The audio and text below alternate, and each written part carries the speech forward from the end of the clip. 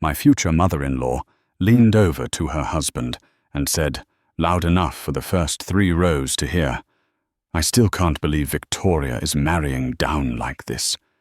Look at his father. The man showed up in a 20-year-old suit that probably smells like mothballs." My father, Walter Crawford, sat quietly in the 2nd row, his weathered hands folded in his lap, wearing the same navy suit he'd worn to every important event in my life. He didn't react. He never did. At 68 years old, he'd spent a lifetime working as a janitor at the local high school, and he'd learned long ago not to let wealthy people's comments shake him. But I saw the slight tightening around his eyes, and something inside me cracked. The wedding coordinator was cueing the music. Victoria stood at the back of the room in her $10,000 dress, ready to walk down the aisle. But I couldn't stop staring at my father's face, at the quiet dignity he wore like armor against people like the Ashfords. Before we continue, if this story resonates with you, please hit that subscribe button and ring the notification bell so you never miss our next story. 6 months earlier, I'd been the happiest man alive. I was 40 years old, running a successful mid-sized construction company I'd built from nothing, and I'd just proposed to Victoria Ashford, the woman I thought I'd spend forever with. We met at a charity gala where I was networking for new contracts. She was elegant, charming, and when she laughed at my jokes, I felt like I'd won the lottery. "So you build things," she'd said, sipping champagne. "That's refreshingly honest work. Most men at these events just shuffle money around." I should have caught the subtle condescension in that statement, but I was too dazzled by her green eyes and the way she touched my arm when she spoke. We dated for 8 months before I proposed. She said yes immediately, and I thought my life was complete. The problem started when she met my father. Walter lived in the same small 2-bedroom house where he'd raised me after my mother died when I was 7. The paint was peeling, the furniture was older than me, and he still drove the 1998 pickup truck he'd bought used 15 years ago. He'd always been frugal to the point of stubbornness. "Money comes and goes," he'd tell me. "Character stays forever." When I brought Victoria to meet him, she smiled politely through dinner, but the moment we got in the car, her mask dropped. "Daniel, that house," she said, her voice tight. "Your father lives like that. Can't you help him? It's embarrassing." "He doesn't want help," I explained. "I've offered 100 times. He likes his life simple." She went quiet, but I could feel her judgment filling the car like smoke. Meeting the Ashfords was like entering a different universe. Richard Ashford owned Ashford Industries, a manufacturing empire worth hundreds of millions. Their home was a mansion in the wealthiest part of town, complete with a staff, imported marble, and a wine cellar that cost more than my first house. Catherine Ashford, Victoria's mother, wore diamonds to breakfast. The first family dinner was a disaster. "So Daniel, Victoria tells us you're in construction," Richard said, swirling his wine. The way he said construction made it sound like garbage collection. "I own a construction company. Yes, sir. We specialize in commercial buildings." "How quaint," Catherine said. "And your father?" Victoria mentioned he was in education. "He's a janitor at Lincoln High," I said, keeping my voice steady. "Has been for 40 years. The silence that followed was deafening. Victoria's younger brother, Jonathan, actually snorted into his napkin. "A janitor," Catherine repeated, as if I'd said my father was a serial killer. "How humble." Richard leaned back in his chair. "Well, at least the children won't inherit poverty. Victoria will elevate the family line." I should have walked out right then. But I loved Victoria, or at least I loved who I thought she was. And she squeezed my hand under the table, whispering later that her parents were old-fashioned and would warm up to me. They never did. As the wedding planning accelerated, the Ashfords took over everything. Catherine insisted on the most expensive venue in the state. Richard hired a wedding planner, who cost more than most people's entire weddings, and they made sure everyone knew they were paying for it. Since the groom's family obviously can't contribute, Catherine said during a planning meeting, looking directly at me, we'll handle all expenses. Consider it our gift. Victoria said nothing. She never defended me, never defended my father. She just let her family's contempt wash over us like acid rain. 2 weeks before the wedding, I visited my father at his house. He was in the garage, organizing his tools with the same meticulous care he brought to everything. You don't have to come to the wedding if you don't want to, I said quietly. I know they make you uncomfortable. Walter turned to me, and his eyes were sad but clear. Son, I'll be there. I've been to every important day of your life, and I'm not missing this one. But I need you to ask yourself something. Does Victoria make you happy, or does she make you feel like you need to prove something? I didn't answer, because I didn't want to face the truth. The wedding day arrived like an execution date. The venue was spectacular, dripping with flowers that cost more per stem than my father made in a day. 300 guests filled the seats, most of them from Victoria's world. Lawyers, executives, old money families who looked at me like an interesting experiment. My father arrived early, sitting quietly in his designated spot. He'd pressed his old suit and wore a tie I'd given him years ago. He looked dignified to me, but I knew the Ashfords saw something else. They saw proof that I didn't belong. As the ceremony was about to start, I was standing at the altar with the pastor when I heard it. Catherine's voice, dripping with disdain, carried across the quiet room. I still can't believe Victoria is marrying down like this. Look at his father. The man showed up in a 20-year-old suit that probably smells like mothballs. Richard's response was equally loud. At least she'll have access to our money. Imagine if she actually had to depend on his family's resources. They'd be eating ramen and shopping at thrift stores. Jonathan laughed. Maybe we should have hired his dad to clean up after the reception. At least he'd be useful. The room erupted in scattered, uncomfortable laughter. Some guests looked away in embarrassment. Others smiled behind their hands, and Victoria, my beautiful bride waiting at the back of the room, didn't say a word. Through the crowd, I saw her face. She wasn't angry at her family. She looked annoyed at the situation, like she wished they'd waited until after the ceremony to mock my father. That's when I understood. She wasn't embarrassed by their behavior. She was embarrassed by me. I looked at my father. He sat perfectly still, his face composed, but his hands trembled and slightly in his lap. This man had raised me alone, worked 2 jobs to put me through college, never complained, never asked for anything. And these people were mocking him at my wedding while my future wife stood silent. The wedding coordinator touched my arm. Mr. Crawford, we're ready to start. I looked at the pastor. I looked at the 300 people waiting to watch me pledge my life to a woman who'd let her family humiliate the person I loved most in the world.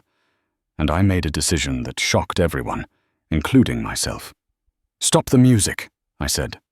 The coordinator stared at me like I'd lost my mind. Excuse me. I said stop the music. My voice was louder now, carrying across the decorated hall. This wedding is over. The string quartet trailed off in confused, discordant notes. 300 guests shifted in their seats, craning their necks to see what was happening. Victoria's face appeared in the doorway at the back of the room, her veil catching the light, her expression morphing from confusion to horror. I walked down from the altar, past the elaborate flower arrangements that cost more than my father's monthly salary, past the shocked faces of people who'd come expecting champagne and dancing. I stopped in front of the Ashfords' row. Mr. and Mrs. Ashford, I said, my voice steady, despite the rage burning in my chest. Thank you for making it crystal clear what kind of family I was about to marry into. I'd rather spend the rest of my life alone than spend another minute pretending your daughter's love is worth your contempt." Catherine's face went white, then red.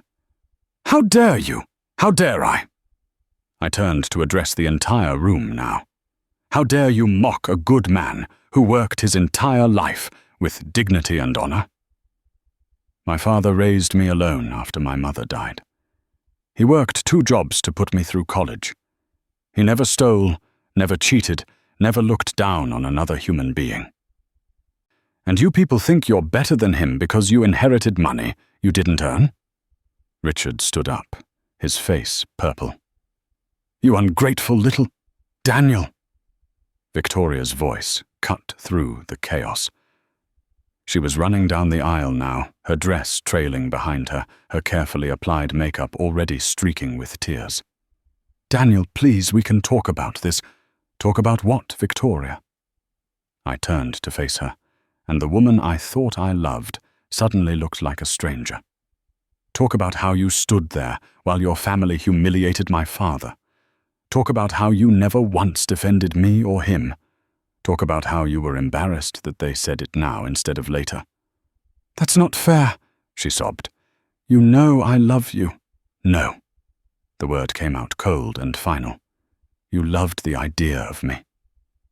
The self-made man story you could tell at cocktail parties, but you were ashamed of where I came from.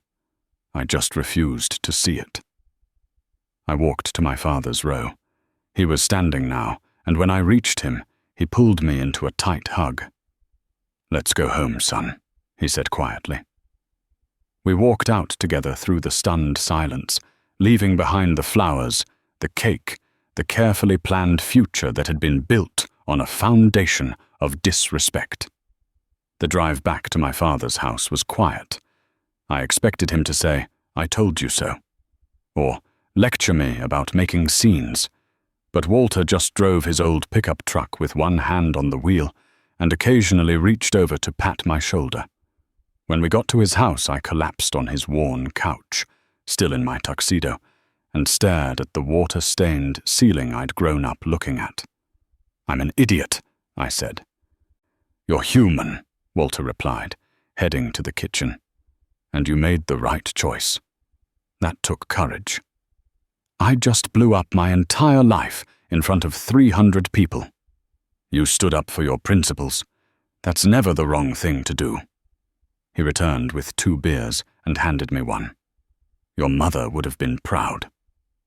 We sat in silence for a while. Then Walter said something that caught me off guard. "There's something I need to tell you, Daniel. Something I should have told you a long time ago." Before he could continue, my phone exploded with notifications, texts, calls, voicemails. I ignored most of them, but one was from Greg, my business partner and best friend. "Man, you need to call me right now," his voicemail said. "Victoria's father is making calls. He's coming after your business." I called him back immediately. "What do you mean, coming after my business?" "Richard Ashford just contacted 3 of our biggest clients," Greg said, his voice tight with stress. "He told them we're unreliable, that you're unstable. Jefferson Corp just pulled their contract. That's $2 million, Daniel." My stomach dropped. "He's retaliating. It gets worse. He's on the board at Union Bank, and I just got word they're reviewing our line of credit. If they pull it, we can't make payroll next month." I hung up and told my father what was happening. His expression darkened. "Richard Ashford is a vindictive man," Walter said. "I know more about him than you think." "What do you mean?" "I mean I've been watching these people for a long time, son. And I know things." He stood up and went to his bedroom, returning with an old file box. "When you started dating Victoria, I did some research. Call it a father's intuition." He opened the box and pulled out folders filled with newspaper clippings, financial documents, and printed emails. Richard Ashford didn't build his empire through honest work. He's been cheating suppliers, bribing inspectors, and cooking his books for years. He's very good at hiding it, but not good enough. I stared at the documents. "How did you get all this?" Walter smiled slightly. I might be a janitor, but I'm not stupid. I have friends in interesting places, and I've been collecting evidence for months, just in case I needed it. Why didn't you tell me? Would you have listened? You were in love. You had to see the truth for yourself. Over the next few days, the situation escalated. Richard Ashford used every connection he had to destroy my business. 4 more clients pulled their contracts. Union Bank froze our credit line. My employees were terrified they'd lose their jobs. Victoria called repeatedly, leaving voicemails that ranged from apologetic to angry to desperate. Daniel, please, just talk to me. We can fix this. I'll talk to my father. I love you. But I knew the truth now. She didn't love me enough to stand up to her family when it mattered. Greg and I met at the office to discuss our options. We're looking at bankruptcy if this continues, he said. I'm sorry, man. I know you sacrificed everything to walk away from that wedding, but Ashford is destroying us. I was about to respond when my father called. Come to the house immediately, Walter said. His voice had an edge I'd never heard before. There's someone here who needs to meet you, someone who's been waiting a very long time. When I arrived at the house 20 minutes later, there was a black luxury sedan parked outside.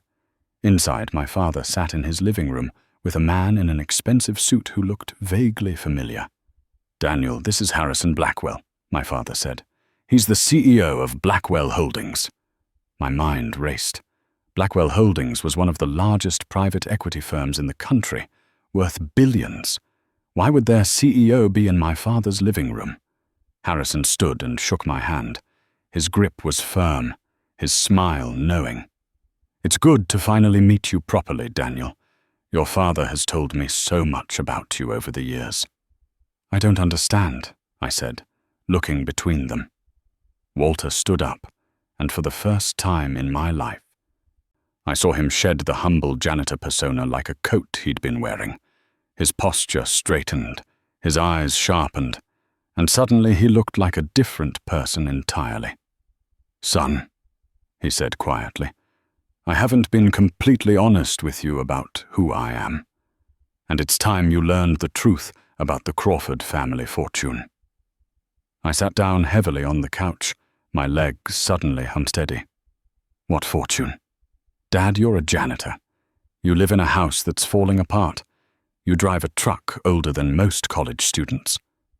Walter exchanged a glance with Harrison, then turned back to me. I was a janitor, son. That part was real. But it wasn't the whole story. He walked to the old bookshelf and pulled out a framed photograph I'd seen 1,000 times, him and my mother on their wedding day. He removed the back of the frame and pulled out a folded document. Your mother came from money. Serious money. Her family owned Crawford Manufacturing, one of the largest textile operations in the South. When she died, I inherited everything. Approximately $800 million in assets, property and investments. The room tilted. 800 million! I was 29 years old and suddenly wealthier than I could comprehend, Walter continued. It changed people around me instantly. Friends became leeches. Women who'd never looked at me twice suddenly found me fascinating. I watched wealth corrupt everyone it touched. He looked at me with those steady eyes. So I made a choice. I put everything into a trust managed by Harrison's firm, kept just enough to raise you comfortably, and took a job as a janitor. Why? The word came out as barely a whisper. Because I wanted to raise a son who understood the value of work, who treated people with dignity regardless of their bank account, who built something with his own hands instead of coasting on inherited wealth. Walter's voice cracked slightly. I wanted you to be a good man first, and a wealthy man second. And you are, Daniel. You proved that when you walked away from that wedding. Harrison cleared his throat. Your father has been waiting for the right moment to bring you into the family business. We've been building a portfolio of companies for years, preparing for you to take over. The trust is now worth approximately $3 billion. $3 billion. The number was so absurd I couldn't process it. "But there's more," Walter said, pulling out the folders he'd shown me earlier. "Richard Ashford's corruption isn't just morally wrong. It's illegal and extensive. He's been defrauding investors, bribing government officials, and violating environmental regulations for over a decade. Ashford Industries is worth $400 million on paper, but it's built on criminal activity." "What are you suggesting?" I asked, though I was beginning to understand. "I'm suggesting we destroy him," Walter said simply. "We buy up his debt, expose his crimes, and execute a hostile takeover of his company. Then we rebuild it with integrity, the way it should have been run all along." Over the next 6 weeks, we executed the plan with surgical precision. Harrison's firm quietly purchased Ashford Industries' outstanding bonds at a discount. We compiled evidence of Richard's fraud and delivered it to federal investigators. We contacted his suppliers with better offers, his clients with assurances of improved service, his shareholders with documented proof of mismanagement. The Ashfords tried to fight back, but they were amateurs playing a game against professionals. Richard made frantic calls to his connections, but my father's network, built over decades of quiet investment and strategic relationships, was deeper and more powerful. The federal investigation went public 3 weeks after my cancelled wedding. The news coverage was brutal. Manufacturing mogul faces fraud charges. Ashford Industries, empire built on lies. CEO Richard Ashford under federal investigation. Their stock price collapsed. Their clients fled. Their social standing evaporated overnight. Catherine called me once, her voice hollow. "You destroyed us. Over a wedding. Over hurt feelings." "No," I said coldly. "Your husband destroyed you by being a criminal. I just made sure he faced consequences." Victoria called too, dozens of times. I finally answered on a Tuesday afternoon. "Daniel, please," she sobbed. "My family has lost everything. My father might go to prison. We're going to lose the house. Please, if you ever loved me, help us." "I did love you," I said, past tense, "and I would have given you everything, my loyalty, my future, my heart. All I needed was for you to stand beside me when it mattered. You couldn't even do that." "I was scared," she whispered. "I was scared of disappointing them, of being cut off, of losing my place in the family. I'm sorry. I'm so sorry." "I know you are." "But sorry doesn't change who you are. Goodbye, Victoria." The takeover was completed 8 weeks after the wedding that never happened. Ashford Industries became Crawford Holdings. I was named CEO. We immediately began reforms, paying suppliers fairly, implementing environmental protections, creating employee profit-sharing programs. The company we built from the Ashfords' ruins became more profitable and more ethical. My construction business recovered once Richard's interference ended. Greg and I expanded into 3 new markets. I should have felt triumphant. We'd won completely. But something had been nagging at me since that day in my father's living room. Small details that didn't quite fit. The timing of Harrison's appearance. The completeness of the evidence my father had gathered. The precision of the plan. 3 months after the takeover, I was in my new office, formerly Richard's office, when I found a folder in a locked drawer I'd finally gotten around to opening. Inside were private investigator reports dating back 18 months, reports on Victoria Ashford. I felt cold as I read through them. My father had been investigating her since 2 months after we started dating. He'd documented her family's corruption, yes, but also her spending habits, her friend groups, her past relationships. There were photographs of her at charity events, psychological profiles, even predictions about how she'd react under pressure. I confronted Walter that evening at his house, though now I knew it wasn't his only house. He'd revealed a penthouse downtown, a lake estate, properties I'd never known existed. "You were investigating Victoria before I even proposed," I said, throwing the folder on his table. You knew everything about her family before I brought her to meet you. Walter didn't deny it. I did. Did you know she'd fail your test? Did you want her to fail? He was quiet for a long moment. I suspected she would, yes. So this whole thing, letting them insult you at the wedding, Richard destroying my business, the revenge plot, you orchestrated all of it. Not orchestrated, Walter said carefully. I created the conditions. They made their own choices. You manipulated me. You let me think my business was going to collapse. Let me suffer, just so you could justify destroying the Ashfords and revealing your secret at the perfect dramatic moment. My voice was rising. I'm not your son. I'm your chess piece. That's not fair. Fair, I laughed bitterly. You taught me my whole life that honesty and integrity matter most. But you've been lying to me for 40 years. You let me struggle to build my business when you could have helped with a fraction of your wealth. You watched me fall in love with someone you'd already decided was wrong for me. You turned my life into a test I didn't know I was taking. Walter's face aged before my eyes. I wanted you to be strong, independent. I wanted you to build your own character without the crutch of money. No, I said quietly. You wanted to prove you were right about people. You wanted to prove that wealth corrupts and everyone fails your impossible standards. Well, congratulations, Dad. You were right. The Ashfords were terrible people. Victoria was weak. And I passed your test. I stood up. But the cost was that I can't trust anything about my life. Every relationship, every achievement. Was it real, or was it another one of your experiments? Daniel, I'll run Crawford Holdings. I'll honor Mum's legacy. But you and I looked at the man who raised me, who I thought I knew, who turned out to be a stranger wearing my father's face. We're going to need some time apart. I left him sitting in that small house he'd pretended to be trapped in, surrounded by the humble props of a life he'd performed for my benefit.